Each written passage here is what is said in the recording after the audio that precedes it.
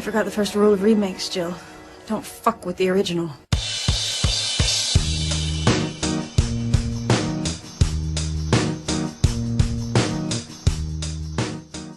Ninja Turtles just came out last Friday. Nope, 2 Fridays ago, actually. And you know what that means? That means another episode of Don't F with the original on Idiomatic.com. I'm Dimitri, editor-in-chief of Idiomatic.com and movie critic, and today we're going to discuss Jonathan Liebsman Teenage Mutant Ninja Turtles, based on the comic book by Kevin Eastman and Peter Laird. To that end, I have 2 experts with me, Ryan and Eric from the Turtle Soup podcast at turtlesoupshow.com. How you guys doing? Very good. How you doing? I'm hitting everything. Can you hear me? Oh, did I knock it out? No, you're good. You're good. Oh, good? Yeah, okay. Yeah, you're good. I'm ruining everything off the bat. Well, thanks for having us on. Yeah, we really appreciate it. No, thank you. For our listeners who are not familiar with your show, can you describe it a little bit? So we started a couple years ago, in October of 2012, and we just had this idea. It was actually Eric's idea, to start a podcast where we basically went through everything TMNT related, starting from like the first comic of the Mirage run, and doing all the video games, cartoons, comics, movies, and everything that went, there basically in a chronological order. Yeah. Kind of keeping up with time. And so we started doing that.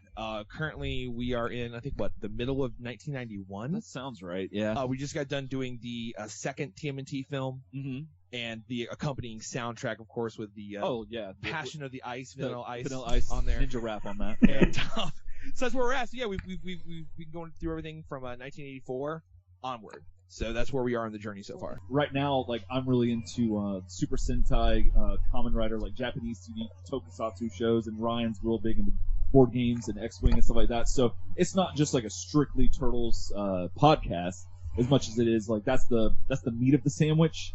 But then we got some lettuce and some veggies of other material that we talk about. So we got a mass appeal, I guess you could say. Yeah, I'd say. Who's your favorite turtle? Okay, I can fill this one really easily. Hit that up, Eric. My favorite's Michelangelo. Always has been. Now I remember distinctly as a kid being on the playground, and all the kids pretty much wanted to be Raphael. For some reason, they wanted to be the badass. Yeah, everybody wants to be Batman, Oh, exactly. It's the same mentality, and there's nothing wrong with that. It's just it just made me step back because I was I want to be different, and then I realized that the one that fits my personality the most was definitely Michelangelo, because I always want to be making people laugh and just cracking jokes and just being into the same stuff I've been into since I was a kid, and that's him to a T, always been him. So that he's definitely been one of my all-time favorite turtle. So, what about you, Ryan? Gotta go with Donatello, from back in the day. I just kind of like that he was in the background until he kind of stepped up to help solve a problem. Usually also in the video games, the NES video game and stuff. He's got that reach with that bow staff. I think that kind of cemented it. And then of course all of his incarnations. I just like that he's a little bit more thoughtful. And of course I'm kind of a tinkerer myself. You're good with machines. Yeah, exactly. I do machines as well. So I guess I can relate to that.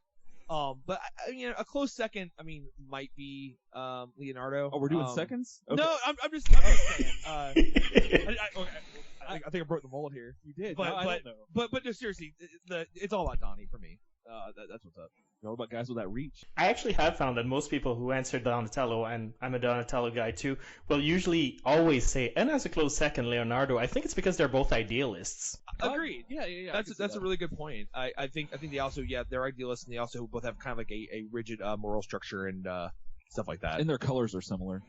They're the cool colors. That's true. See, there you go. What was your introduction to the Turtles, actually? Was it the TV show or the comics? For me, it was the 87 animated TV show. Like most people, it was on and you couldn't escape it. Everywhere you went, no matter where you looked, they had everything you could imagine Ninja Turtles. And so I ate that up as a kid, and I stuck with it. Around 2000, I got back into comics, and they had I think it was Dreamwave was putting out the comics then, and Image was restarting again. So I got into it at that point, and I was going back and recollecting the older issues from Mirage, and and I've just stuck with it then. In 2003, I remember me and a good friend of our show, Preston, we would call each other after each episode, and we would talk about it.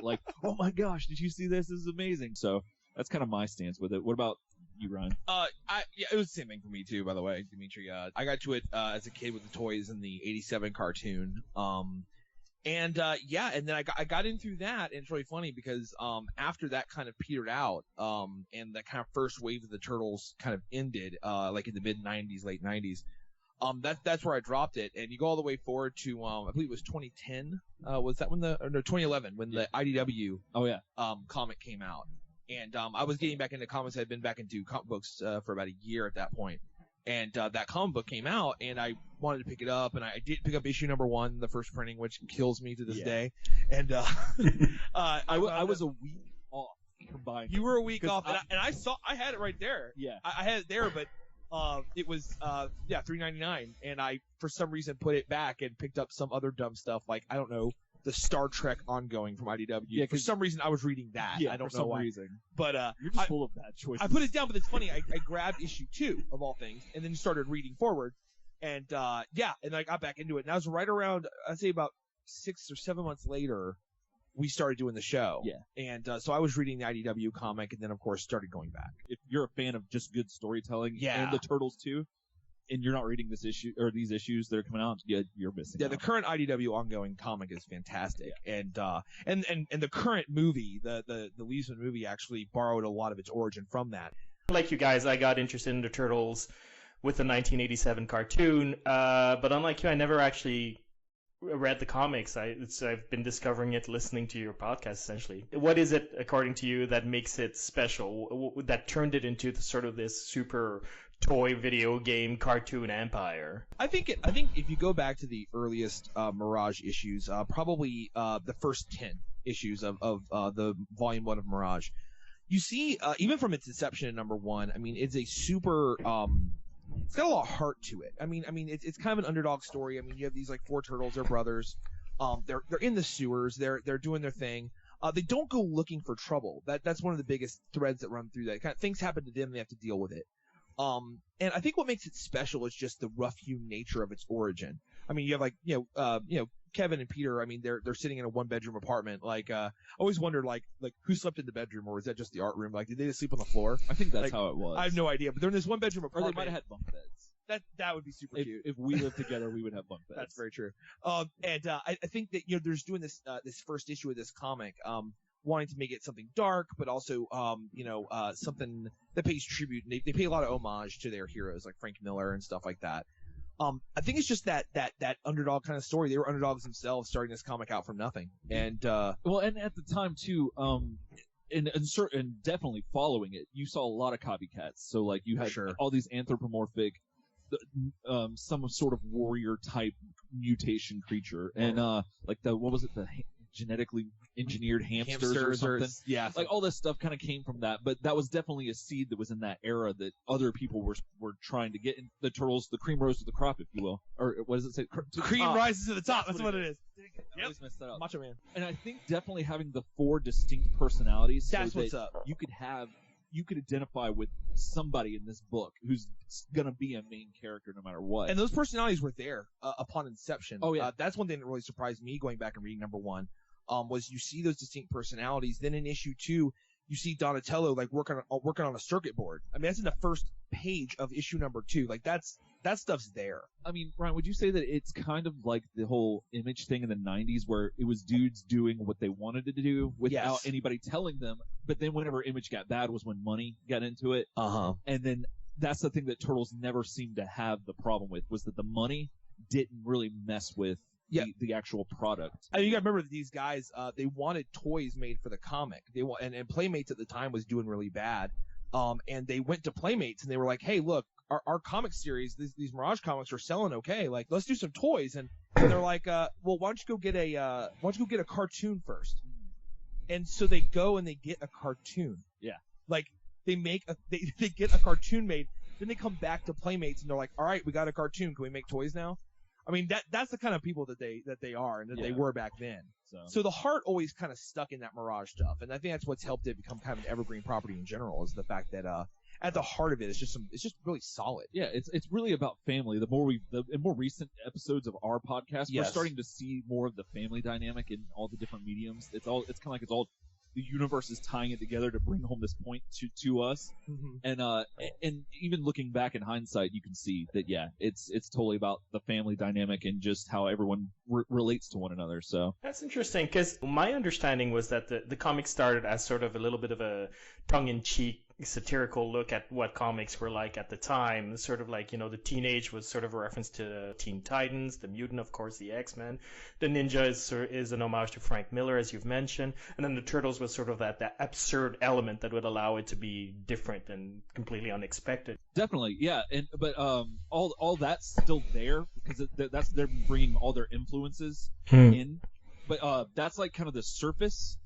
But like kind of, I guess what we were talking about is like quite literally the inside, like the heart of it. That's what kind of made it go further than what it was on the outside. Because all the other copycats that came up, they were just that surface kind of commentary. like they were just doing all that. And if it had stopped there, I don't think we would see the Turtles today. Like Ryan wouldn't be wearing the Turtle shirt that he's wearing right now. No, I mean, the Turtles have gone through so many incarnations. I'm right now watching the Nickelodeon version with my niece, and it's like I notice April O'Neil is a teenager. There's all kinds of variations on there. What do you think makes a Ninja Turtle story a Ninja Turtle story? Like, what elements do you need for it to still be true to the source material? For us, being big fans and having gone through, well, especially for me, having gone through most all of the incarnations, April and Casey are two mainstays. agreed, totally. Now, her being a news reporter, I'm not opposed to it, but definitely that's one of the things that came from the cartoon, the 87 cartoon. So it doesn't bother me because in the original, she was a scientist, like a lab assistant. She actually worked for Baxter Stockman in the comics. Right, but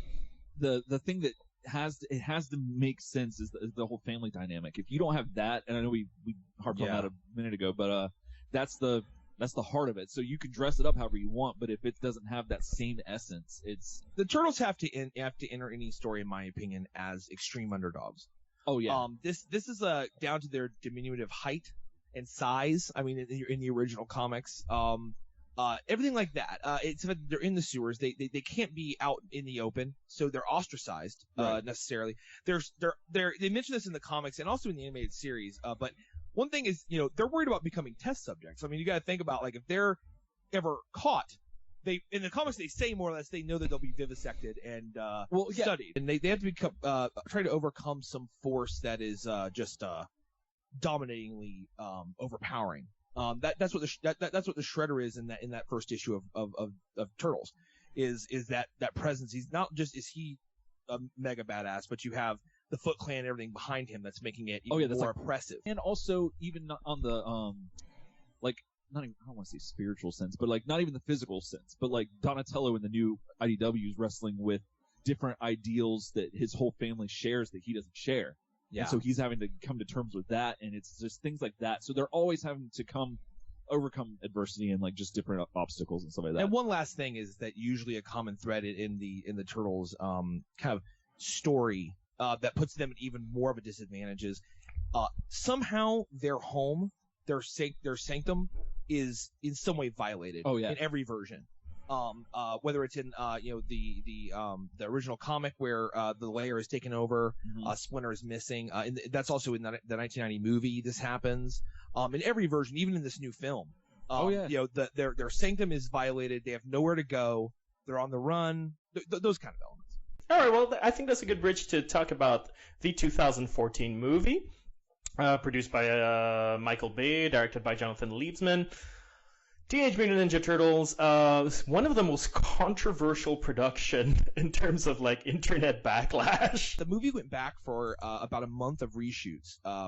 After principal filming was completed, there was a month of reshoots in California, and all of a sudden a lot of stuff changes. The scenes that were in the trailer that had Eric Sachs revealing April O'Neil's father and him had worked together, and that they were trying to create heroes, quote unquote, which was in the trailer. Yeah. In a very a sequence that had Eric Sachs looking very very oppressive in the scene, and April O'Neil looking like kind of scared at this revelation or revelation of this.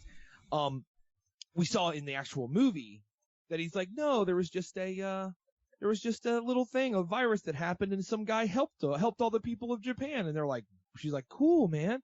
And this led me to believe that originally Eric Sachs was Shredder. Yeah. And that they reshot it because of the intense fan backlash. Yeah. But the thing is that they changed so much in these reshoots that it feels like that it's hard to get a good fix on this movie. So, I mean, I'm having a hard time trying to talk about it because I don't know where to start because it feels like you're running into a room and you're already slipping and sliding everywhere. Yeah, it's true. There's so many things going on in this movie, and it's sort of a weird hodgepodge. But let's try to go more or less in chronological order. So the movie starts with actually on a really good note. Like, I love the animation beginning. Like, it's essentially a Splinter voiceover explaining what the Turtles are, and it's beautifully animated. And I was like, oh, cool, we're skipping the origin story, and you're just assuming we know who the Turtles are, kind of like TMNT, which was sort of a sequel, but not.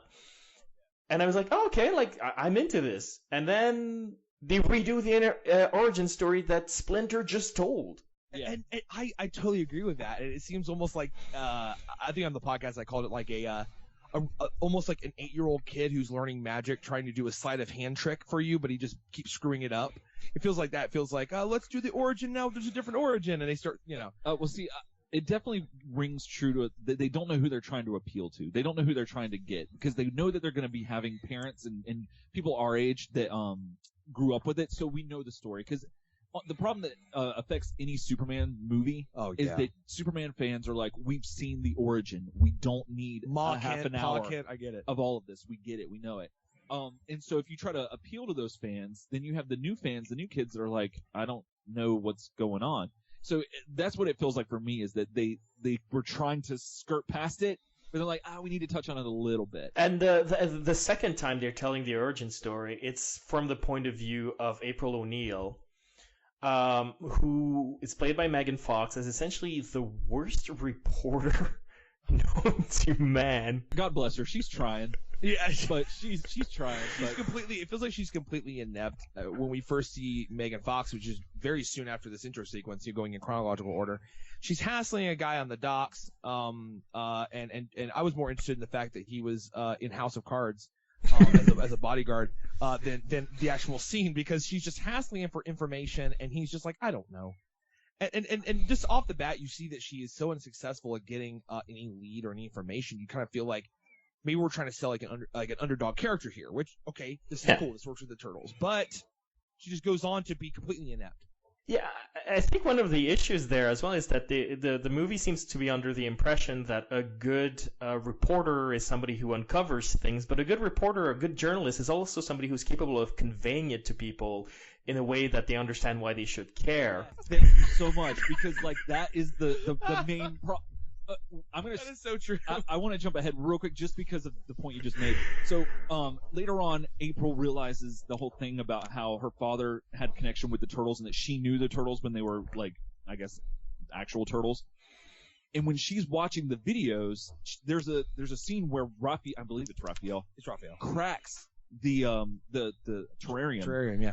And I'm like, oh, yeah, like that's going to show you that something's not normal with these turtles. Well, when she takes it to Whoopi Goldberg, her boss, to as you said, convey, as a good reporter should be good at conveying the facts, she does not show her any part of the video that shows anything supernatural with these turtles to convey her point. She shows him the clip of it eating pizza. Right. Like any turtle would do if you held pizza down. It was like nipping at it. It makes no sense. She gets fired because of it. She does such a... She has her little corkboard or her little whiteboard with all the little strings on it, like it's crazy. All that effort. And she's acting crazy. Yeah. And she's like, okay, watch this video. It's eating pizza. And there's Whoopi Goldberg like, you're fired. Get out of here. So it turns out that April O'Neil is related to the Turtles in every possible way. It was actually her pets. It was actually her dad who worked on the experiments. It's sort of like she was destined to be into their lives. Now that's lifted from the IDW comic. It goes back to the Mirage version in a way, right? Where she's working. April is working in a lab under Baxter Stockman. Yeah. Only this time, instead of making the Mousers like they did in the original comic, they're working on the Turtles. They're working with the Mutant thing. And you can take it away here if you want. Oh no! I was just looking at you like you didn't know what you were talking about. But it is. She has this huge connection to him, Which once again, I mean, just led to problems as they're layering on different things that they're trying to tell you. She has this origin with the Turtles, which I'm fine with. I'm fine with her being there. The fact that her dad worked with the Turtles and Eric Sachs, that's a little too convenient, but that's okay. I mean, I'll just eat my popcorn and watch the movie on that. But when she meets Eric Sachs at first, she comes up after he's spoken about after he said 5 words to an audience, and she goes up and says, "Your words really spoke to me. It really touched me." Yeah, she's obviously very connected to him. Yeah. Because she kind of grew up, I guess, around him. Mm-hmm. But when Splinter tells her that her father, the reason he died was not from some freak accident, but was trying to eradicate Eric Sachs's work, I expect a little bit more of a visceral reaction out of April rather than, ooh. April, shouldn't you be like mentally scarred from the fact that you were Well, that probably is why saving she's turtles acting the way that she was, like in her job. Like she's not doing a good job of that. All those daddy issues. Dimitri, how did you feel about it, not knowing any connection to the whole IDW origin, like the fact that she had connections with the Turtles back then? Like, I'm interested, like, in what your take is on that. What happens when you do that is that you change the relationship between April and the Turtles from friendship to sort of a Messiah worshiper sort of relationship. Right. And so when they go out to save her, it's a little bit creepy and a lot less endearing. Like, it's less endearing than these turtles going out to save this girl that they find is nice and that has been nice to them. And that's the bond of friendship. I think that's something any kid can relate to. Whereas this sort of weird, like, well, she's our creator, sort of, and sort of our mother, kind of. It's just hard to relate to and makes it less dramatic, I find. I totally forgot about that element of it. They do get into that because they have a name for her. I can't think of what the name was, but it was something like basically what you're saying. Like it goes beyond mother and father. Well, and the thing is, a little bit. It's higher than that. It's where they kind of tried to do the whole family thing to make it that she's one with them. But you're right. They elevated it to the whole worship, like she's our savior. Yeah, I didn't even think about that. It just felt all just together, all just too convenient. So very convenient. When they were telling her their names on the rooftop, which why? And she's just muttering their names over and over like Leonardo, Raphael, and you're like, why is she doing that? Oh, rule number 1 of being out at night meeting a woman on the roof, you don't tell her your name. Oh yeah, well, if you want to be creepy, which essentially they are. So they're gonna break their own rules. They're gonna find you. Yeah, they're gonna find you. Wait, that came more creepy. Yeah, for real, we're gonna find you. But for real, we're gonna find you. Actually, when she was repeating those names, in the back of my mind, I was going like, did she do that when she went to the Louvre or learn about Renaissance painters? And I was like, Leonardo, Donatello. There's a connection there. And then when she got out, she just passed out. Yeah. Overload. Guys, she's okay.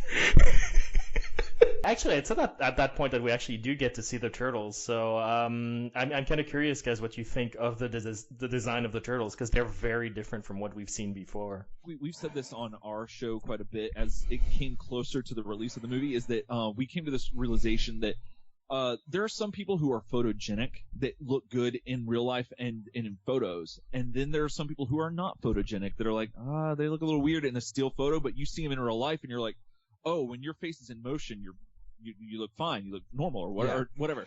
I have a feeling that was the case with the turtles, that still motion, like still pictures of them, like just it did not convey enough of what we were hoping to see. Yeah, no matter what badass pose you put him in 2 dimensions, it feels just.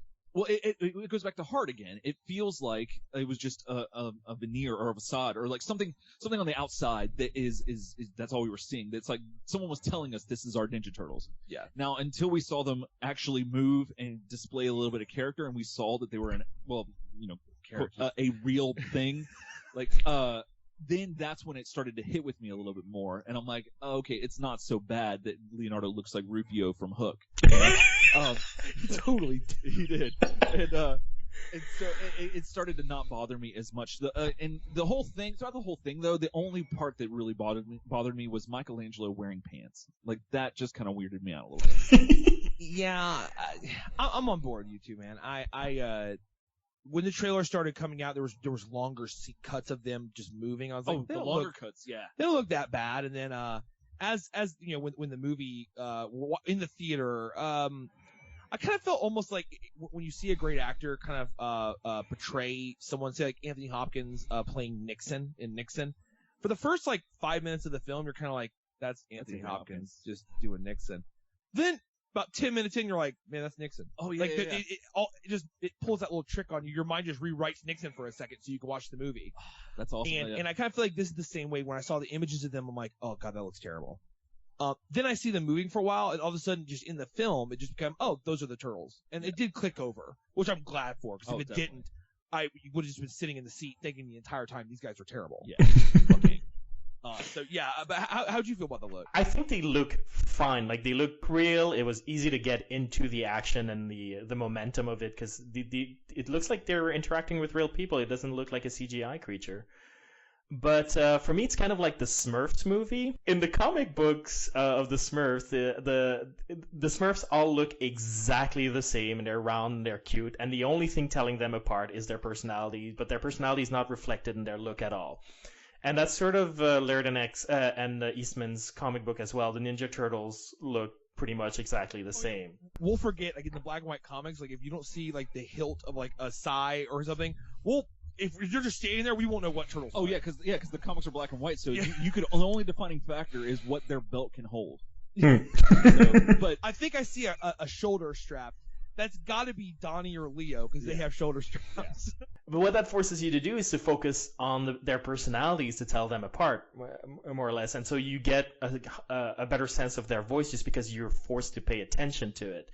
And the Smurfs movie, they decided to make all the Smurfs like look very different from one another. And the Ninja Turtles, they did the same thing. And I find you lose a little bit of the personalities as a result, just because it's easier to see, okay, that's Donatello. Oh, okay, that's Michelangelo. It becomes shorthand, is what it is. And our friend Preston pointed this out too. I mean, it becomes shorthand. It's Raphael's got the toothpick in his mouth because he's that kind of guy.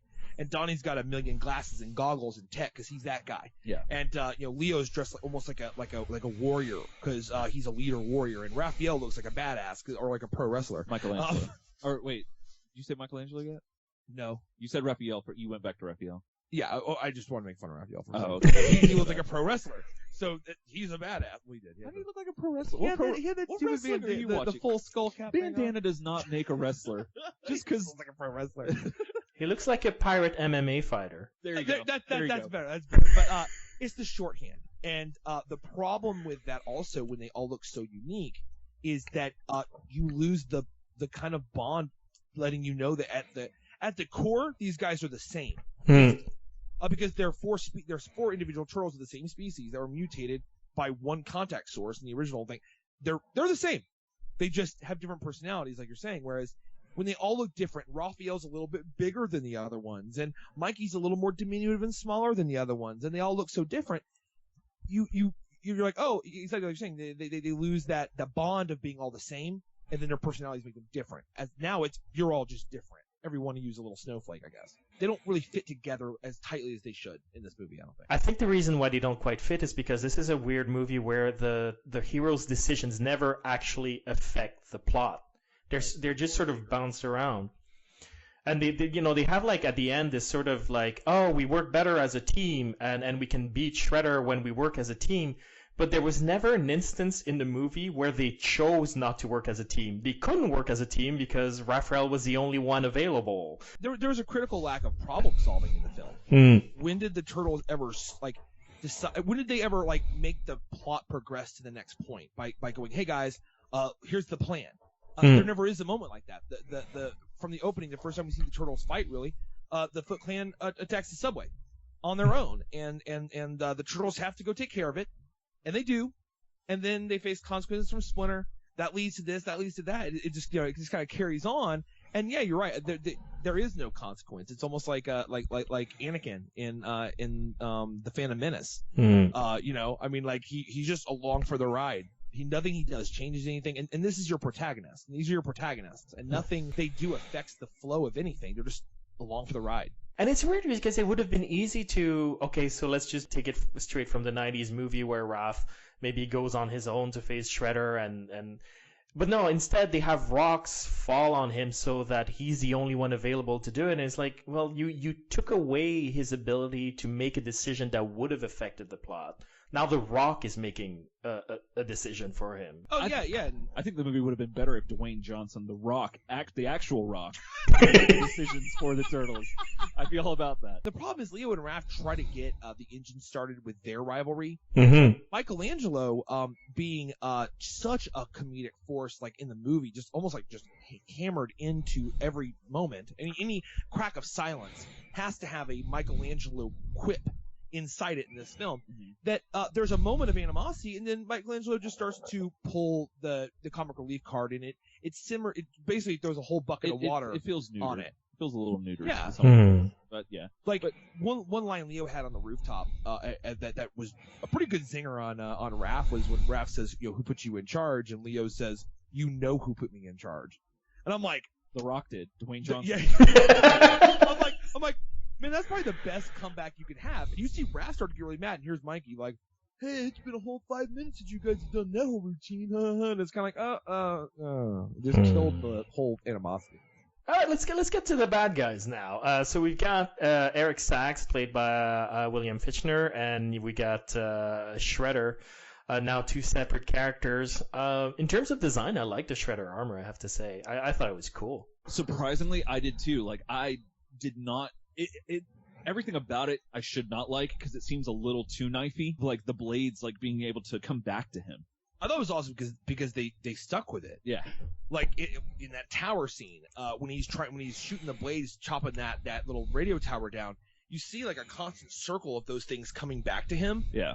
From the air, and then they cut to kind of like a helicopter shot, like an aerial shot. And I'm like, at least you're sticking with it. Don't get me wrong. I don't like the idea of Super Shredder like this, because you can't really touch him. You can't use Ninja on him, because anywhere you touch him, you're gonna get cut. But I wish I could have seen him escalate to that level. He starts out as just a normal human fighting the turtles, and then he's like, I need something more.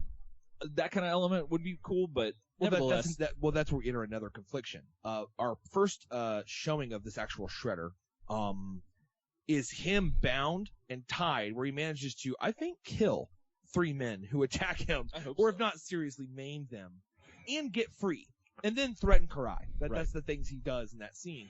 Wait, who was Karai? I know, right? Did we ever get introduced to this character? They drop her name one time. Right. Someone says Karai once, and it's in passing. But yeah, they just never really expound upon her very much at all. We know it's Karai because she's Asian, has black hair with red highlights, and she's a girl, and in the Foot Foot Clan. But I know she's a long-standing character, and in the 2003 series, she's in there. She's in the TMNT movie. Okay, so it is her, because I had assumed it was her, but I wasn't sure. Yeah, but what you have is Shredder, who seems like he's pretty badass enough to really take the turtles on. Yeah. But then they throw him in a gigantic, essentially what's a mech suit with like the look obviously has to have extra like strength added to it. Like he's in a mech suit. Why? Like because Eric Sachs, who was a regular man, had to be in that suit. Right, because he couldn't fight the battle on his own. He was tempted to, in the early trailers, you see a shot of him staring at the armor, and he looks like he's staring at it very soberly. In those cuts, you think, I kind of thought, like, that's kind of cool, like this common man who's seduced by the power of this machine, this thing he's built. Mm-hmm. But no, Shredder didn't need the Shredder we see in the film didn't need to be in that suit. No. But he is nonetheless because of what they had already filmed. Right. Well, let's talk about Eric Sachs, actually.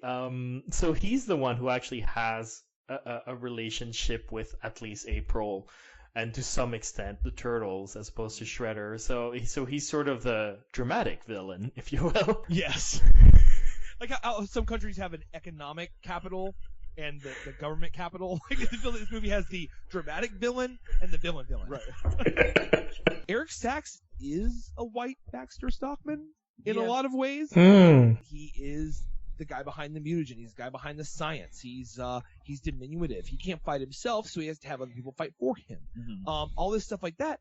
And at the end of the day, I mean, he gets taken out in a lab trying to create get the mutagen from the blood, which just happens, and all this stuff like that.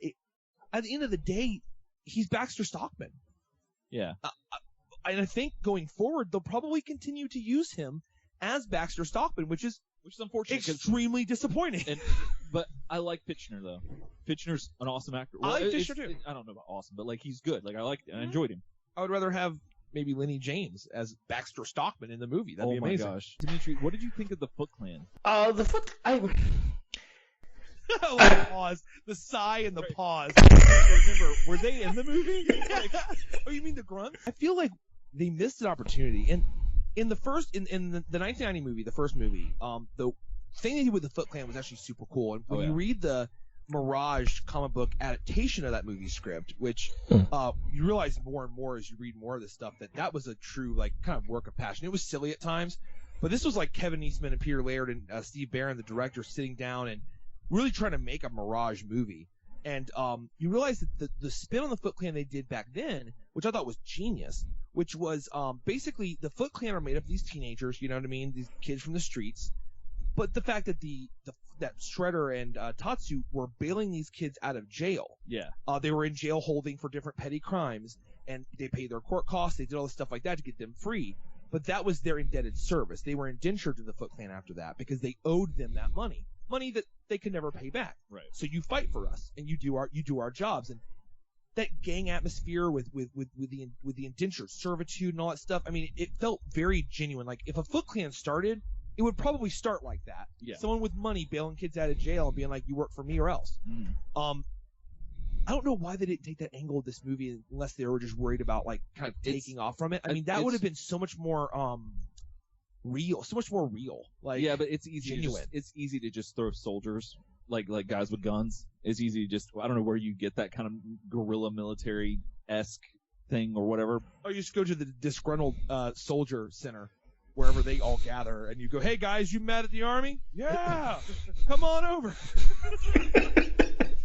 We got sodas and shit. I love to imagine the actor that was going out to be in the role of the foot soldier. It's like has gun. That's what it says on the I guess the application or the script or whatever. And he's like, "Oh, this is for me. I really feel like this role is speaking to me." We're looking for white males, 20 to 25 that can hold a gun. That can hold a gun and wear a ski mask. Yep.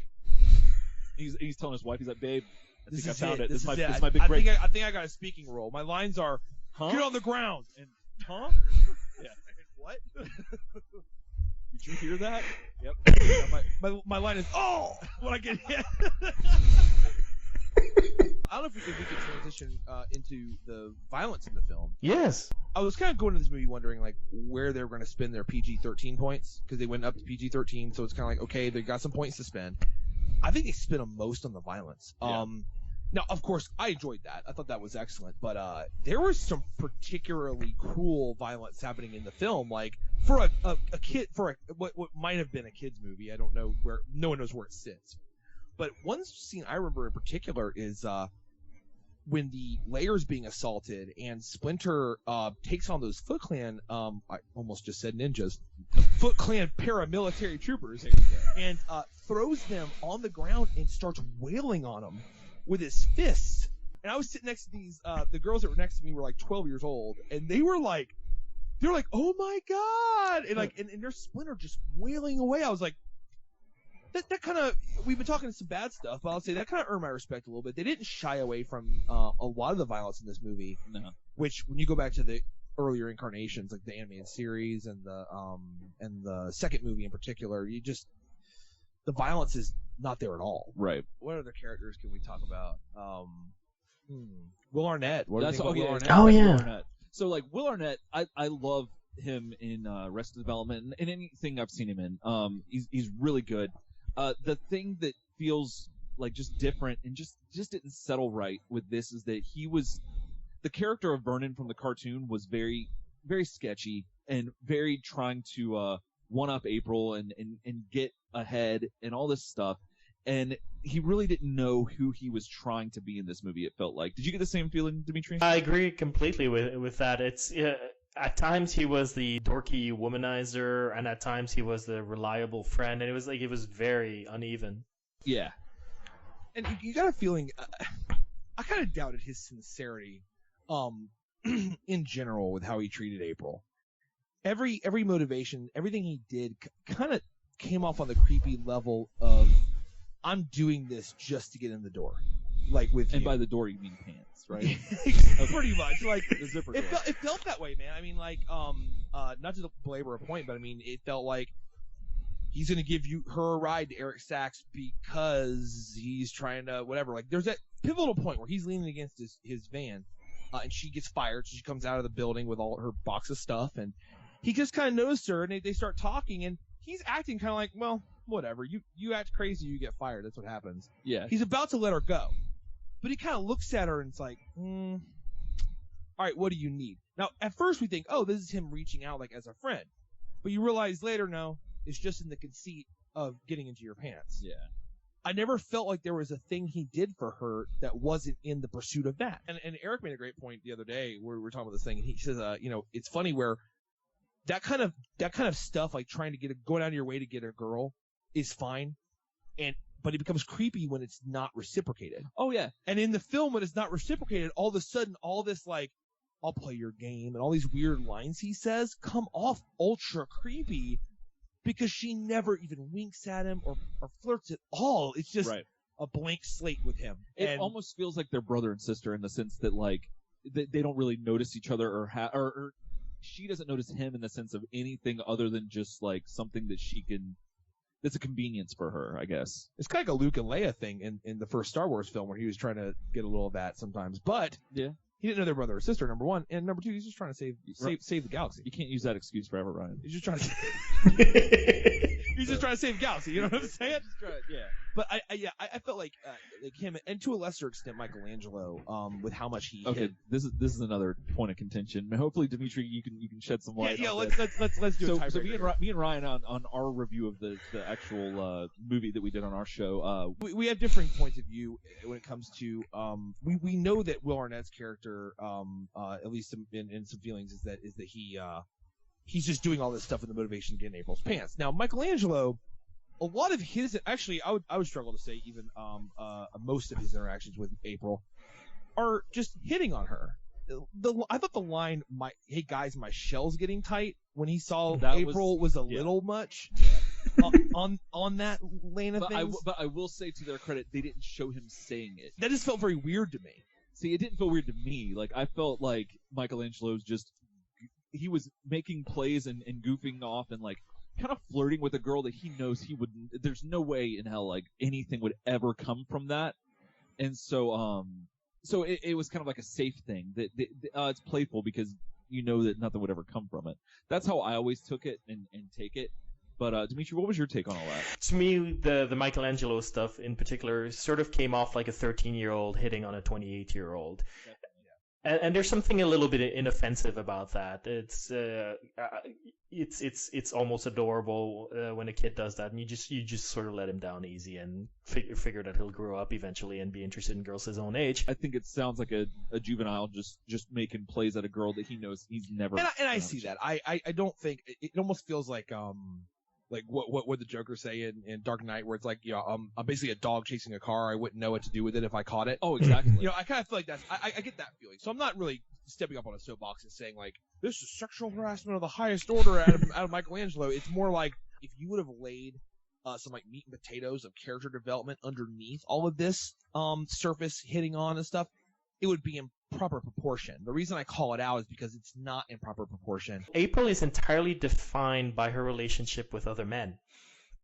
Like, the movie would have needed an Irma, essentially, to sort of balance that out. And it had a perfect opportunity to have an Irma as her roommate, but they just skipped over that and gave it to somebody else. Because I don't forget even what her name was, like Rebecca or some Taylor. Some name. Some name. Yeah. But all they had to do was put Irma. All she had to do was say, "Hey, Irma, there you go." All she had to do was have brown hair. Hey, Irma. It looked like one of the Chipettes. Oh, yeah. What was the middle Chipette's name? Oh, I got no idea. Jeanette? No.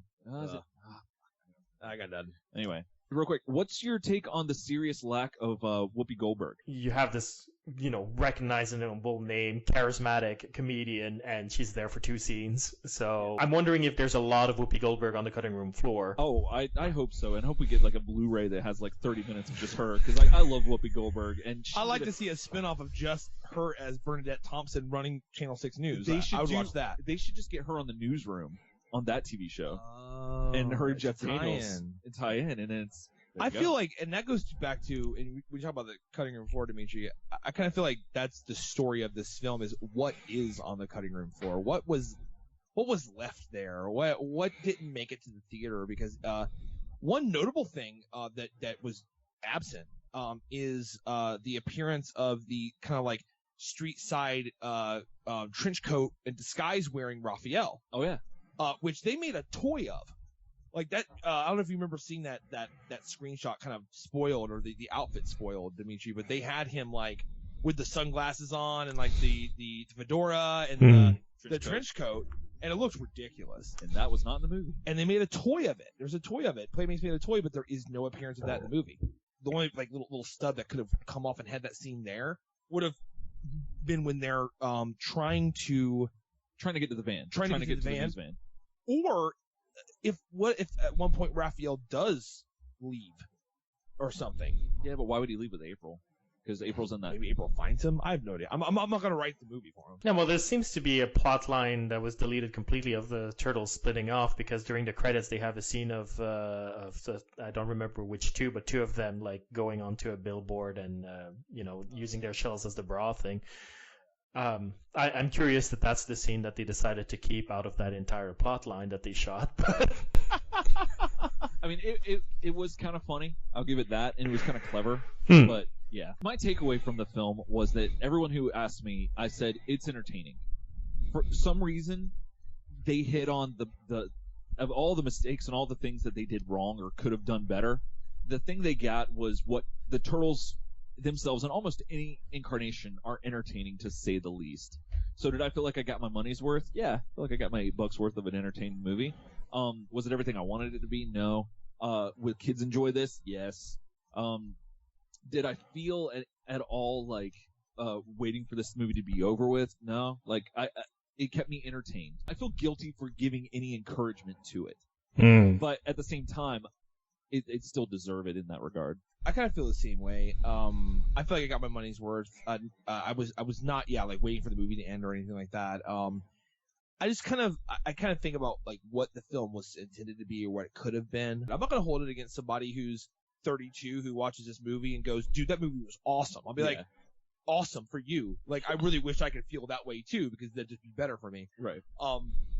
I wonder now that we know, and when Eric, when you said like you didn't want to almost condone it in a way or promote it, now that we know the box office was $65.5 million opening weekend on a $125 million budget, that they've already greenlit a sequel that Michael Bay will be back for and that the writers will be back for. So this is happening now. Yeah. I feel like you can condone it or not condone it all you want. The sequel's going to happen. Mm-hmm. So my only hope going forward is that they learn, because I think here they majorly screwed up. They tried to fix it. They did a kind of a half patch up job, but the boat held and didn't leak, and they got across the river good, and now they're on the other shore. And I think you either learn from this lesson, like you learn from this, or you repeat the mistake again and you think that you can just get away with it again. I hope that this next time they know what they're doing. Yeah. So I actually have a little bit more hope for the sequel, just in the fact that I think that hopefully, like, everyone's mopping some sweat off their forehead going like, oh, man, we almost bombed that. Jeez. Yeah. We got to fix this thing up. I liked it a lot less than you guys. I was actually squirming in my seat and getting really impatient with it.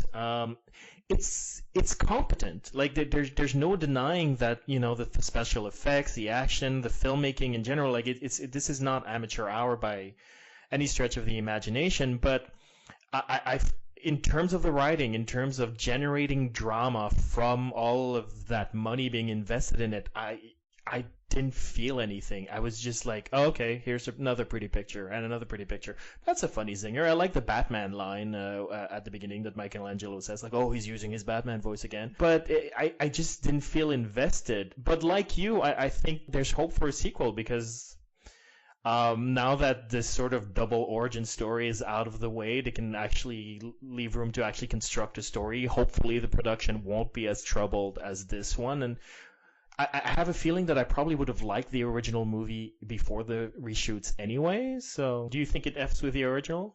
Oh, get back to the namesake. Oh, that's awesome.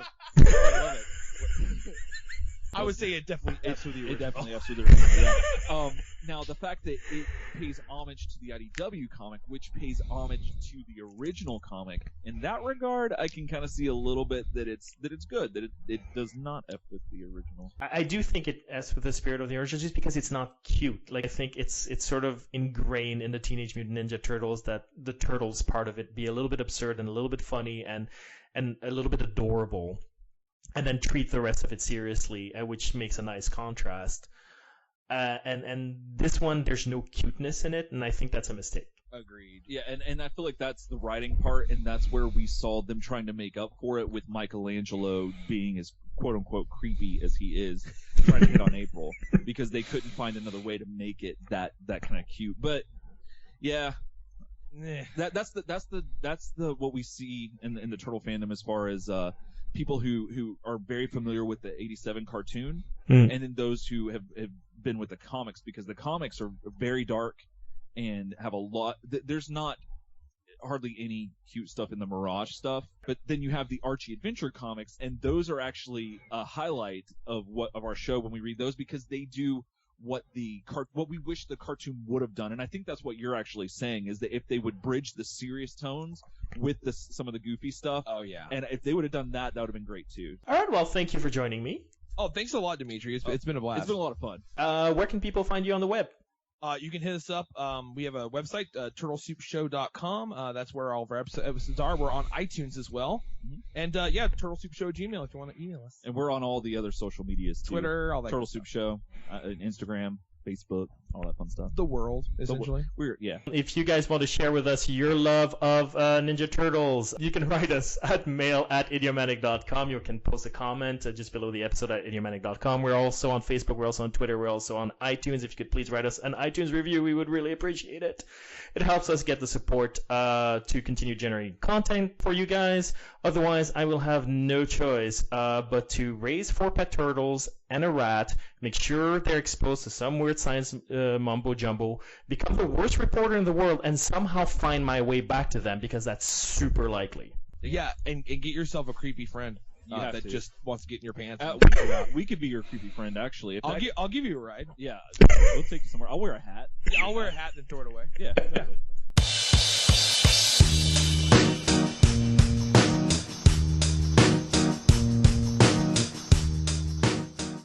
What is that, like a solid 6 on a 10? 6 on a 10? Yeah, is that kind of like that? I guess so. I guess that'd be a D in letter grading. Oh no, I'd say it's a C if we're doing letter grading.